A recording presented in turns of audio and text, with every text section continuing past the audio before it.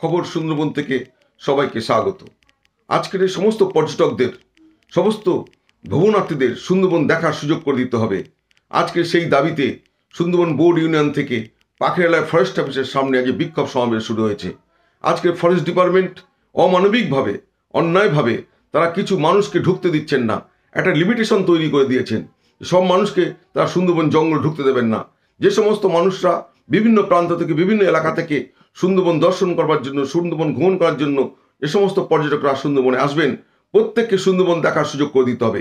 এই দাবিতেই আজকের পাখিরালয় ফরেস্ট অফিসের সামনে আজকে বিক্ষোভ সমাবেশ দেখাচ্ছে।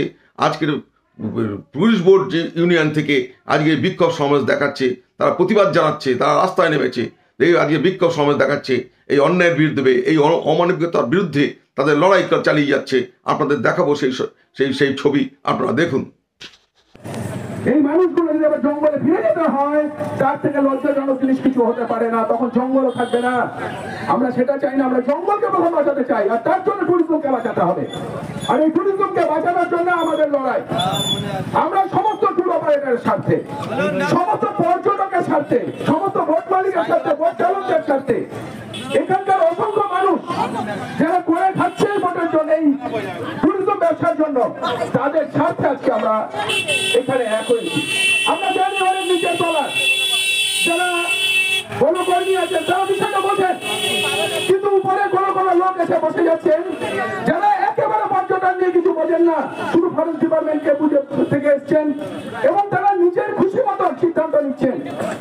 সবসময় সমস্ত অর্থনৈতিক পরিপ্রেক্ষিতে, আর্থসামাজিক, সেই অঞ্চলে আর্থসামাজিক অবস্থার পরিপ্রেক্ষিতে সিদ্ধান্ত নিতে হয়। এই ব্যাপারে উল্লেখ করে এরা লিমিট করে দিয়েছে যে 120টার বেশি বন জঙ্গল জঙ্গলে যেতে পারবে না। কিভাবে মানুষ যাবে? এরা নিজেরাই জানে না। কখনো লোকের সংখ্যা বৃদ্ধি হয়েছে, কখনো হয়েছে, এরা নিজেরাই জানে না কি হচ্ছে। মনে রাখতে হবে, রাষ্ট্রসংঘ আফ্রিকাতে মাথায় মারা সেখানে মানুষকে যাওয়ার জন্য উৎসাহিত করছে, আর এরা বন্ধ করছে। ডাস্টবিন নেই, জায়গায় জায়গায় ডাস্টবিন নেই, বর্জ্য পদার্থের ফেলার জন্য একটা টাকা নেওয়া হয়। অথচ বর্তমান তারা পারমিশন নিয়ে, আপনারা যেন দয়া করে কেউ ভাববেন না আমরা বিনা পারমিশনে এই পথসভা করতে চলেছি। সমস্ত ট্যুর অপারেটর, বোট মালিক, লঞ্চ মালিক, হোটেল এবং ব্যবসায়ী সমিতি যারা আছেন, দয়া করে আমাদের সঙ্গে সামিল হয়ে যান। কারণ আমাদের রুজি রুটির ক্ষতি হচ্ছে। আমরা রুজি রুটির যখন চলে যায় সুন্দরবনের মানুষ, আমরা কিভাবে পারবো সেই চিন্তা ভাবনা নিয়ে আমাদের আজকে এই পথে নামতে হয়েছে। আমরা 2 ঘন্টা থাকবো। ওই কারণে বলছি, কোনো বোট লঞ্চ দয়া করে কেউ যাবেন না। যদি চলে যান, জানেন না আপনাদের কত বড় ক্ষতি হবে। আপনাদের তেড়ে ধরে আনবো, সেটা যেন মনে করবেন না কেউ যে আমরা ঘাসের মধ্যে চলি। ভদ্র ভাষায় বলছি, ভদ্রভাবে চলে আসবেন। 10টার পরে আজকের ভাটা নদী দুবাইকে যাওয়ার কোনো অসুবিধা হবে না। ক ঘন্টা লাগে?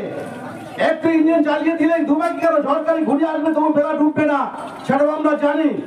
সে কারণে সমস্ত বোট লঞ্চ মালিকদের উদ্দেশ্যে বলছি, আপনার সব ঘাটে চলে আসুন, কোন রকম অসুবিধা করবেন না।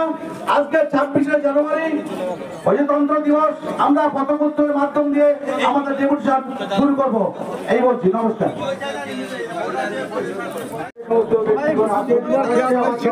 সম্মান জানিয়ে খুব সংক্ষিপ্ত বলতে 2-4টে কথা আমরা জানাতে চাইছি। আজকে যে পথসভার আয়োজন করা হয়েছে, ট্যুর অপারেটর এবং ট্যুরের জন্য এখানে ফরেস্ট ডিপার্টমেন্ট যে সমস্ত ভুল ডিসিশন নিচ্ছে, তাদের পাগলামির মতো বলা যায়। তারা পাগলামি সিদ্ধান্ত করছে, মিনিটে মিনিটে, ঘন্টায় ঘন্টায়, প্রতিদিন তাদের সিদ্ধান্ত পরিবর্তন করছে।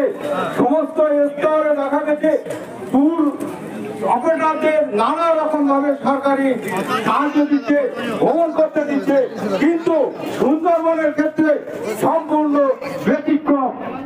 এই ক্ষেত্রে আমরা এই লিমিট শব্দটা শুনতে চাচ্ছি না। আমাদের 4